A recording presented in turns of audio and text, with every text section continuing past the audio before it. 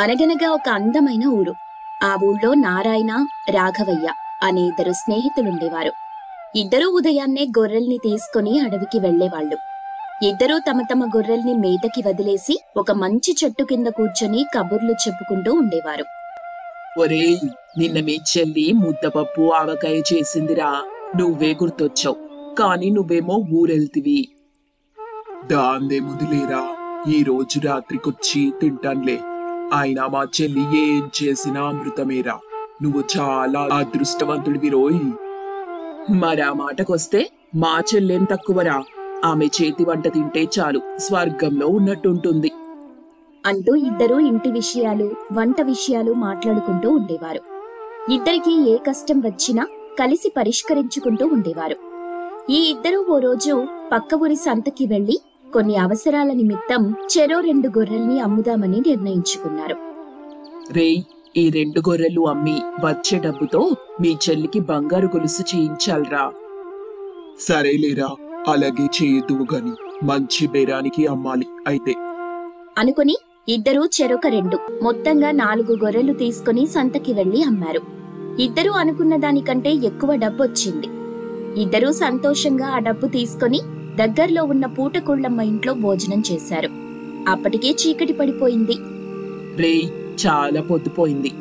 ఇప్పుడు ఈ చీకట్లో ఎలారా వెళ్ళటం? ఈ రోజుకు ఎక్కడైనా పడుకొని రేపు ఉదయాన్నే బయలుదేరదాం. అందులోనూ డబ్బు తీసుకుని వెళ్తే ప్రమాదం. అలా కాదురా, మనకి తెలియని ఊళ్ళో ఎందుకు ఉండటం? చిన్నగా నడుచుకుంటూ మన ఊరికి వెళ్ళిపోవచ్చు. నా మాట విను, అసలే అడవిలో దొంగలున్నారు. మనం ఎలా వెళ్ళినా మనల్ని వాళ్ళు పసిగట్టేస్తారు. ఓసారి వాళ్ళకి దొరికామా, ఇక డబ్బులు మన చేతికి తిరిగి రావు. వాటి మీద ఆశలు వదులుకోవాల్సిందే. ప్రమాదమని తెలిసి కూడా ప్రయాణం చేయటం దేనికి చెప్పు అని చెప్పడంతో నారాయణ కూడా ఒప్పుకొని ఆ ఊళ్ళో ఒక ఇంటి దగ్గరికి వెళ్ళాడు. ఆ ఇంటి నుండి రంగరాజు బయటకొచ్చాడు. ఎవరు మీరు? ఏం కావాలి? అయ్యా, మేము పక్కూళ్ళో ఉంటాం. తిరిగి మా ఊరు వెళ్ళడానికి బాగా చీకటి పడింది. ఈ రోజు రాత్రి మీ ఇంటి ముందున్న అరుగు మీద పడుకొని రేపు ఉదయాన్నే వెళ్ళిపోతాం. దయచేసి మాకీ అరుగు మీద పడుకోవడానికి అనుమతి ఇవ్వండి అని వేడుకోలుగా అడగడంతో రంగరాజు ఒప్పుకున్నాడు. దాంతో నారాయణ మరియు రాఘవ ఇంటి ముందున్న వేప చెట్టు కింద ఉన్న అరుగు మీదకి చేరారు. అబ్బా, ఈ చల్లగాలికి హాయిగా నిద్రపోవచ్చు. నారాయణ, ఇక్కడున్న వేప చెట్టుకి తొర్ర ఉంది. మన దగ్గరున్న డబ్బుని ఈ చెట్టు తొర్రలో పెట్టి పడుకుందాం అని చెప్పడంతో నారాయణ ఒప్పుకున్నాడు. ఇద్దరూ తమ దగ్గరున్న డబ్బు తీసి వేప చెట్టు తొర్రలో పెట్టి హాయిగా పడుకున్నారు. కష్టపడిన శరీరాలు కావడంతో ఇద్దరికీ వెంటనే నిద్ర పట్టేసింది. తర్వాత రోజు ఉదయం ఇద్దరూ నిద్రలేచి చూస్తే తొర్రలో డబ్బు కనబడలేదు. దాంతో ఇద్దరికీ ఆశ్చర్యం, భయం మరియు బాధ కలిసొచ్చాయి. ఇద్దరూ కలిసి అరుగు చుట్టూ వేప చెట్టు తొర్రలో బాగా వెతికారు. కాని ఎక్కడా డబ్బు కనబడలేదు. ఇద్దరూ కలిసి ఇంటి యజమాని అయిన రంగరాజు దగ్గరికి వెళ్లారు. అయ్యా అని పిలిచి జరిగిన విషయం మొత్తం వివరించి చెప్పారు. ఇలా అడుగుతున్నామని మీరు అపార్థం చేసుకోవద్దు. అక్కడుండాల్సిన డబ్బు మీరేమైనా చూసారా అని అడగాల వద్దా అన్నట్టు అడిగాడు రాఘవ. ఆ మాటలకి రంగరాజు అగ్గి మీద గుగ్గిలమయ్యాడు. అంటే ఏంటయ్యా మీ ఉద్దేశం? నేను దొంగతనం చేశానా? నన్ను దొంగ అంటున్నారా? అని చాలా కోపంగా విరుచుకుపడ్డాడు. అయ్యో, అలా కాదండి. ఎవరైనా ఇటువైపుగా రావటం, చెట్టు దగ్గర తిరగటం మీరేమైనా చూసారేమోనని అడిగాము. అదిగో, మళ్ళీ అదే మాట అంటావు. పోనీలే గదా అని పడుకోవడానికి అనుమతిస్తే నన్ను దొంగ అంటున్నారా? అసలు మీ ఇద్దరివి దొంగ మొహాల్లా ఉన్నాయి. మీలో ఎవరో ఆశ పుట్టి ఇద్దరి డబ్బు దొంగిలించేసి ఉంటారు. ఇప్పుడు ఆ నింద తీసుకొచ్చి నా మీదేస్తున్నారు అంటూ ఇద్దరినీ చూశాడు. మా ఇద్దరి స్నేహం గురించి మీరు మాకు చెప్పక్కర్లేదు. మాకొకరి మీద ఒకరికున్న నమ్మకం మీకెప్పటికీ అర్థం కాదు అంటూ కాస్త కోపంగా చెప్పాడు నారాయణ. బాబు, డబ్బు ఎవరినైనా మోసం చెయ్యొచ్చు. ఓసారి మీరే ఆలోచించుకోండి. అసలు మీరెవరో, మీ దేవురో, ఏ పని మీద మా ఊరొచ్చారో ఇవేం అడగకుండా పడుకోవడానికి ఒప్పుకున్నాను చూడండి. నన్ను నేను అనుకోవాలా అని చెప్పాడు రంగరాజు. నారాయణకి ఒక్క క్షణం రాఘవ మీద చిన్న అనుమానం మొదలైంది. ఈ రాఘవే నన్ను తిరిగి వెళ్ళిపోదామంటే వెళ్లకుండా ఆపాడు. ఆ డబ్బు తీసి తొర్రలో పెట్టింది కూడా రాఘవే. ఒకవేళ చచా అని మనసులో రకరకాల ఆలోచనలు ఆలోచించటం మొదలెట్టాడు. ఇలా గొడవ జరుగుతూ ఉండగా అక్కడికి గ్రామ పంచాయతీ పెద్ద అయిన రామన్నొచ్చాడు. వీళ్ల మాటల్ని బట్టి విషయమంతా తెలుసుకున్నాడు. నా భార్యకి బంగారు గొలుసు చేయించాలని గొర్రెలు నమ్మి తెచ్చిన డబ్బది. డబ్బు జాగ్రత్తగా ఉండాలని నేను వేప చెట్టు తొర్రలో దాచాను తప్ప నాకే దురుద్దేశమూ లేదు. పోనీలే పాపమని నా ఇంటి ముందు పడుకోమంటే నా మీద దొంగతనం వేశారు మీరు. బాలే గొప్ప మనుషులు తగిలారు నాకు. నా కురివి నేనే పెట్టుకున్నట్టు అయ్యింది అని ముగ్గురు వాపోయారు. రామన్న మొత్తం విని, మీలో మీరు ఇలా ఒకరిపై ఒకరు నిందలు వేసుకుంటూ ఉంటే ఎప్పటికీ ఇక్కడే ఉంటారు. ఓ పని చెయ్యండి, ముందు మీ ముగ్గురు వెళ్ళి నదిలో స్నానం చేసి రండి. వచ్చాక మీలో దొంగ ఎవరో నేను చెప్తాను అని చెప్పడంతో ముగ్గురు నదికి వెళ్లి స్నానం చేసొచ్చారు. వాళ్ళు తిరిగి రాగానే రామన్న వాళ్లను పలకరించాడు. ఆ రండి రండి, ఇప్పుడే ఈ వేప చెట్టుకి మన పూజారి చేత పూజలు చేయించాను. ఇప్పుడు ఈ వేప చెట్టు మనతో మాట్లాడగలదు. మీరు ముగ్గురు దాని దగ్గరికి వెళ్ళి ఆ చెట్టును ఏమైనా అడగాలనుకుంటే అడగండి. దొంగ ఎవరో ఆ చెట్టే చెప్తుంది అని చెప్పడంతో ముగ్గురు ఒకరి తరువాత ఒకరు ఆ వేప చెట్టు దగ్గరికి వెళ్లి దండం పెట్టుకుని గుసగుసగా ఏదో చెప్పి వెనక్కొచ్చారు. మంచిది, ఇప్పుడు తీర్పు విందాం. అమ్మా వేప చెట్టు, వీళ్ళ ముగ్గురి వాదనలు విన్నావు కదా తల్లి. మాపై దయుంచి ఈ ముగ్గురిలో దొంగ ఎవరో తెలియజేయి తల్లి. దొంగ ఎవరో నాకు తెలుసు. రంగరాజు దొంగతనం చేశాడు. ఆ డబ్బు రంగరాజు దగ్గరే ఉంది అని పలకగానే అందరూ ఆశ్చర్యపోయారు. రంగరాజు భయపడిపోయి రామన్న కాళ్ల మీద పడ్డాడు. నన్ను క్షమించండి రామన్న గారు, డబ్బుకి కక్కుర్తి పడ్డాను. ఏళ్ల డబ్బు త్వరలో దాచటం నేను చూసి ఏళ్ళు నిద్రపోయాక దొంగిలించాను. వాళ్ళ డబ్బు వాళ్ళకి తిరిగి ఇచ్చేస్తాను. దయచేసి నన్ను శిక్షించకండి. ఈ ఒక్కసారికి నాకు క్షమాభిక్ష పెట్టండి అంటూ వేడుకున్నాడు. రామన్న చిన్నగా నవ్వి, రంగరాజు, నువ్వు దొంగతనం చేయటం మాత్రమే కాదు, ఇద్దరు ప్రాణ స్నేహితులని విడదీసే ప్రయత్నం కూడా చేశావు. ఎక్కడి నుండో ఆశ్రయం కోరి నీ ఇంటికొస్తే అతిథులన్న మర్యాద లేకుండా వాళ్ల సొమ్ముపై కన్నేస్తావా? మన ఊరి పరువు ఏం కాను? అడవిలో ఉండాల్సిన దొంగలు ఊళ్ళోనే ఉన్నారని చెప్పుకునేలా చెయ్యడానికా? నువ్వు చేసిన పని చాలా చెడ్డది. అందుకు మూల్యంగా దొంగిలించిన డబ్బుకి ఇంకొంచెం అదనంగా కలిపి వాళ్ళకిచ్చి వాళ్లకు క్షమాపణ కూడా చెప్పు అని తీర్పు చెప్పాడు రామన్న. రంగరాజు ఇద్దరు స్నేహితులకు క్షమాపణ చెప్పి వారి డబ్బుతో పాటు ఇంకొంచెం డబ్బు కూడా కలిపిచ్చాడు. తర్వాత స్నేహితులిద్దరూ ఇంటి బాటు పట్టారు. అందరూ వెళ్లిపోయాక రామన్న చెట్టుచాటు నుండి తన కొడుకైన 10 ఏళ్ల కృష్ణని బయటికి తీసుకొచ్చాడు. కృష్ణ, రంగరాజే దొంగని ఎలా చెప్పావు?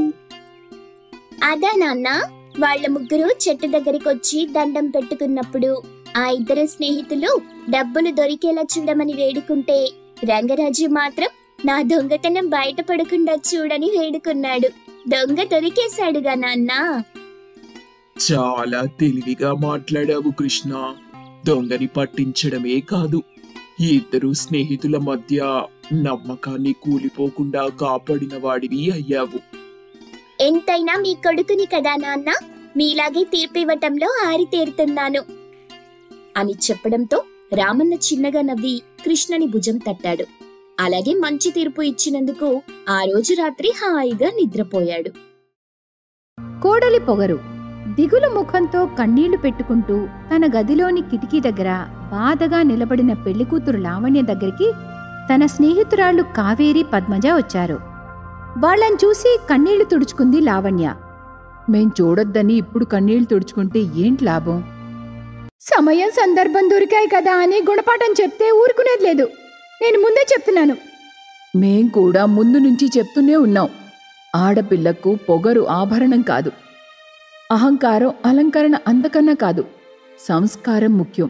సహాయం చేసే గుణం ముఖ్యం అని అనగానే లావణ్య కోపంగా వాళ్ళని చూస్తూ పొగరుతో, ఇప్పుడేంటి, సంస్కారం సహాయం చేసే గుణం నాకు లేవు కాబట్టే పెళ్లిపీటల దగ్గరే నా పెళ్లి ఆగిపోయిందని వాగుతున్నారా? ఇదిగో ఈ పొగరే వద్దని చెప్పేది. నీకు ఎంత అందం ఉంటే ఏంటి లాభం? నువ్వెంత చదువుకుంటే ఏంటి ప్రయోజనం?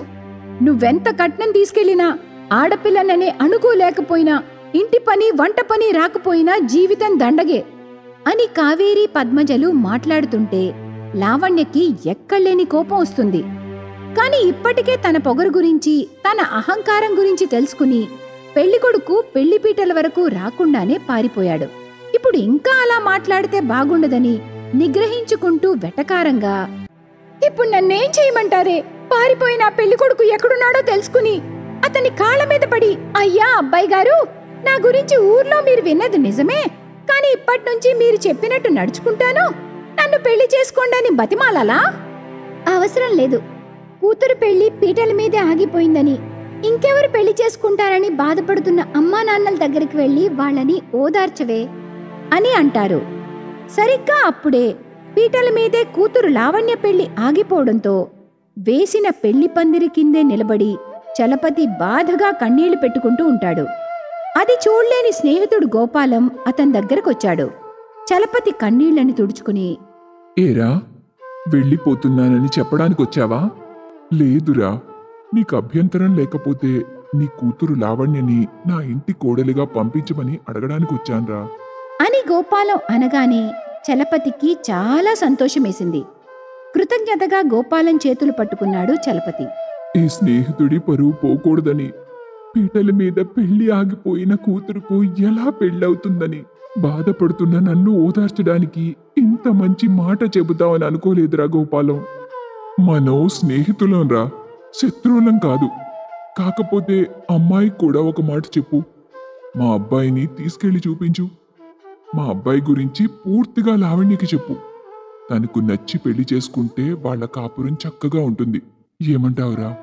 అన్ని విధాలా ఆలోచన చేసే నువ్వు ఈ మాట అన్నావని నేను అర్థం చేసుకున్నాన్రా గోపాలం. నువ్వు చెప్పినట్టుగానే నీ కొడుకు శేఖరన్ని లావణ్య దగ్గరికి తీసుకెళ్తాను. ఇద్దరినీ మాట్లాడుకోమని చెప్తాన్రా. నీ కొడుకు శేఖరన్ని పిలువురా అని చెప్తాడు చలపతి. బాబూ శేఖరం అని పిలవగానే శేఖరం వాళ్ళ దగ్గరకొచ్చాడు. శేఖరం చదువుకుని పట్నంలో మంచి జీతం వచ్చే ఒక ప్రైవేట్ ఆఫీసులో పనిచేస్తున్నాడు. తల్లిదండ్రుల్ని ప్రేమిస్తాడు, వాళ్ల మాటని గౌరవిస్తాడు. ఏవిటి నాన్నగారు పిలిచారు? శేఖరం, నేను మీ అమ్మ నా స్నేహితుడు కూతురు లావణ్యతో నీ పెళ్లి చేయాలనుకుంటున్నాం బాబు. నువ్వు లావణ్య దగ్గరికి వెళ్ళి ఏవైనా మాట్లాడేది ఉంటే మాట్లాడి నీ అభిప్రాయం చెప్పు. నాన్నగారు, మీరు అమ్మ ఏం చేసినా నా మంచి కోసమే చేస్తారు కదా. లావణ్యని కోడలిగా చేసుకోవాలని మీకు అనిపించిందంటే నేను చేసుకోకుండా ఎందుకుంటాను చెప్పండి నాన్న అని చెప్పగానే గోపాలం చలపతి సంతోషపడతారు. చలపతి వెంటనే శేఖర్ని తీసుకుని లావణ్య దగ్గరకొస్తాడు. అది చూసి కావేరి పద్మజలు అక్కడ్నుండి వెళ్ళిపోతారు. లావణ్య శేఖర్ని చూసి, నా పొగరు గురించి తెలుసుకుని పెళ్లికొడుకు పెళ్లిపీటల మీద నుంచి ఇలా పారిపోయాడో లేదో, అలా మా నాన్న ఈ అబ్బాయిని తీసుకుని నా దగ్గరకొచ్చాడు. ఇప్పుడు నేను మాట్లాడి నిర్ణయించుకోవాలా అని మనసులో అనుకుంటూ ఉండగా, అమ్మా లావణ్య, పెళ్ళాగిపోయిందని బాధపడకు. నిన్ను పెళ్లి చేసుకోవడానికి నా మిత్రుడు గోపాలం కొడుకొచ్చాడు. గోపాలం కూడా నిన్ను కోడల్ని చేసుకుని కూతుర్లా చూసుకోవాలని ఆశపడుతున్నాడు. ఈ అదృష్టం మళ్ళీ మళ్ళీ రాదు తల్లి, అర్థం చేసుకో అని చెప్పి శేఖరంను అక్కడ వదిలిపెట్టి వెళ్ళిపోతాడు. శేఖరం లావణ్య ఇద్దరూ మాట్లాడుకుంటూ ఉంటారు. బయట పెళ్లి పందిరి దగ్గర గోపాలం దంపతులు, చలపతి దంపతులు ఆతృతగా ఎదురుచూస్తూ ఉంటారు. కాసేపటికి శేఖరం లావణ్యలు ఒకరి చెయ్యి ఒకరు పట్టుకుని వాళ్ల దగ్గరకొచ్చారు. అందరూ సంతోషపడతారు. అనుకున్న ముహూర్తానికి శేఖరం లావణ్యల పెళ్లి జరుగుతుంది. అప్పగింతల వేళ లావణ్య తల్లి, చూడమ్మా, నీ పొగర్ను పక్కన పెట్టు. అత్తమామలతో చక్కగా నడుచుకో. అల్లుడికి నచ్చినట్టుగా ఉండు. సంతోషంగా కాపురం చేసుకో. మా దగ్గర చూపించిన పొగర్ను అత్తారింట్లో చూపించి నీ బ్రతుకును వ్యర్థం చేసుకోవద్దు తల్లి అని చెప్పింది. కూతురు లావణ్య అర్థం చేసుకుందని తల్లి సుజాత అనుకుంది. అదే తను చేసిన పొరపాటు. లావణ్య కోడలిగా గోపాలం ఇంట్లో దీపం పెట్టింది. ఆ తర్వాత తన పొగర్ని చూపించడం మొదలుపెట్టింది. చూడండి అత్తయ్య, పొద్దున్నే లేవడం, కళ్ళాపి జల్లడం, ముగ్గులు పెట్టడం, వంట చేయడం ఇలాంటివి చేయడం నా వల్ల కాదు, మీరే చేసుకోండి. అది కాదు కోడలా, నేను చెప్పేది ఇంకా పూర్తి కాలేదత్తయ్య. నేను చదువుకున్నాను, పైగా మీరు కట్నం తీసుకున్నారు. నేను లేవగానే కాఫీ తాగుతాను, 9కి టిఫిన్ చేస్తాను, అది కూడా రోజుకో స్పెషల్ ఉండాలి. 1కి లంచ్ చేస్తాను, 2 వెరైటీల కూరలుండాలి. ఈవినింగ్ 5కి ఏదైనా స్నాక్లా తీసుకుంటాను. నైట్ 8కి డిన్నర్ చేస్తాను, ఒక ఫ్రై ఉండాలి, ఇది గుర్తుపెట్టుకోండి అని చెప్పి పొగరుగా అక్కడి నుండి వెళ్ళిపోతుంది. కొడుక్కు చెప్తే బాధపడతాడని సుశీల చెప్పకుండా కోడలికి కొత్త కదా బాబు అని చెప్తూ అన్ని పనులు చేస్తూ ఉంటుంది. ఒక రోజున, కోడలా, ఏమ్మా లావణ్య, నేను బయటికి వెళ్తున్నాను, గ్లాస్తో నీళ్లు తీసుకురా అని చెప్పగానే లావణ్య కోపంగా తన రూమ్ నుంచి గోపాలం దగ్గరకొచ్చింది. కోపంగా, చూడండి, నేను పని మనిషిని కాదు నువ్వు చెప్పింది చేయడానికి. చదువుకున్న అమ్మాయిని, కట్టం తీసుకొచ్చిన కోడల్ని, నీ పనులు నువ్వే చేసుకోవాలి అని పొగరుతో ఏకవచనంతో మావయ్య అనే గౌరవం లేకుండా మాట్లాడుతుంది. అప్పుడే గ్లాస్ నిండా నీళ్లు తీసుకుని సుశీల వచ్చింది. ఎప్పటిలాగే నన్నే పిలవండి, కూతుర్లా చూసుకుందామని స్నేహితుడి కూతుర్ని కోడలిగా తెచ్చుకున్నాం కదా, అనుభవించాలి. రేపో మాపో రాలిపోయేవాళ్లం, మనకి మన కొడుకు సంతోషమే ముఖ్యం అని చెప్పగానే గోపాలం మౌనంగా వెళ్ళిపోతాడు. మరొక రోజున గోపాలంతో మాట్లాడాలని ఊరివాళ్లు ఇద్దరొచ్చారు. ఇంటి బయట కూర్చుని మాట్లాడుకుంటూ ఉండగా, అమ్మా కోడలా, ఊరివాళ్ళొచ్చారు, చాయ్ పెట్టమ్మా అని అనగానే టీవీ చూస్తున్న లావణ్య, చేతులు ఖాళీగా లేవు మావయ్య, కావాలంటే నువ్వే పెట్టివ్వు అని గట్టిగా అంటుంది. ఆ మాటలు విని గోపాలం చిన్నబుచ్చుకుంటాడు. ఊరివాళ్లు నవ్వుకుంటూ వెళ్ళిపోతారు. అలా రోజులు గడుస్తూ ఉంటాయి. శేఖరం పొద్దున్నే ఆఫీస్కు వెళ్లి రాత్రికి తిరిగొచ్చేవాడు. లేచినప్పట్నుండి తిరిగి పడుకునే వరకు అత్త సుశీలతో ఏదో ఒక పని చేపిస్తూనే ఉంటుంది. ఇక మామ గోపాలంతో బయట పనులు చేపిస్తూ ఉంటుంది. ఏవైనా అంటే చదువుకున్నాను, కట్నం తీసుకొచ్చానని అంటూ ఉంటుంది. ఒకరోజు కొడుకు శేఖరం బయటికి వెళ్లాడని, ఏమయ్యా, కోడలి పొగరు భరించడం నా వల్ల కాదు, నా వల్ల కూడా కావడం లేదు సుశీల అని మాట్లాడుకోవడం వాళ్ళ గది దగ్గర నిలబడి వింటాడు శేఖరం. ఏవైనా అంటే చదువుకున్నాను, కట్నం తీసుకొచ్చానని అంటుంది. ఇంకేం మాట్లాడతాను చెప్పండి. మనకు మాటలెక్కడివి సుశీల, పొగరు కోడలి మాటలే మనం వింటున్నాం కదా అని రోజూ పొగరుతో లావణ్య పెడుతున్న బాధలు గురించి, ఇబ్బందులు గురించి మాట్లాడుకుంటూ ఉంటారు. ఆ మాటలు విని బాధగా కన్నీళ్లు పెట్టుకుంటాడు శేఖరం. తన భార్యకి బుద్ధి చెప్పాలని బాగా ఆలోచన చేసి ఒక రోజున తన అత్తమామలు చలపతి సుజాతాలను పిలిపిస్తాడు. డబ్బున్న సంచిని తీసుకొచ్చి వాళ్ళ ముందు పెడతాడు. మావయ్య, ఈ సంచిలో మీరిచ్చిన కట్నం డబ్బుంది, అలాగే మీ కూతురు కూడా ఇక్కడే ఉంది, రెండింటినీ తీసుకుపోండి అని అనగానే ఆశ్చర్యపోతారు. ఏం మాట్లాడుతున్నారో అర్థమవుతుందా మీకు? బాబూ శేఖరం, నన్ను ఆపొద్దు నాన్న. చదువుకున్నాను, కట్నం డబ్బులు తీసుకొచ్చాననే పొగరుతో ఎంతగా మిమ్మల్ని ఇబ్బంది పెట్టిందో అర్థం చేసుకోవడానికి నాకు ఇంత సమయం పట్టింది. అది కాదు బాబూ. నాకంతా తెలుసమ్మా. కట్నం తీసుకొచ్చాను, పైగా చదువుకున్నాననే పొగరుతో లావణ్య చేసిన అవమానాలు అన్నీ ఇన్ని కావు. భార్యకి భర్త అవసరం ఎంత ఉందో భర్తకి భార్య అవసరం కూడా అంతే ఉంటుంది. నా డబ్బు నాకిచ్చి నీ తాళిని ఇవ్వమంటున్నావు, ఇచ్చేస్తాను అని చెప్పి లావణ్య తాళిని తీస్తుంటే తల్లి సుజాత గట్టిగా లావణ్య చెంప పగలగొడుతుంది. ఎప్పుడు పడితే అప్పుడు తీయడానికి అది మామూలు తాడు కాదే, తాళి భర్త చనిపోయిన తర్వాతే తీయాలి అని చెప్పగానే లావణ్య బాధగా శేఖరంని చూస్తుంది.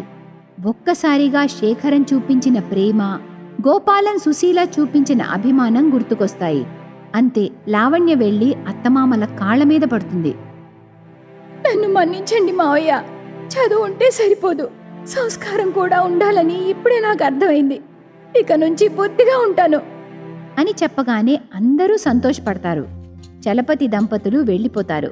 మరుసటి రోజు నుంచి లావణ్య అన్ని పనులు చేస్తూ అత్తమామల్ని గౌరవిస్తూ భర్తతో ప్రేమగా కాపురం చేసుకుంటూ ఉంటుంది.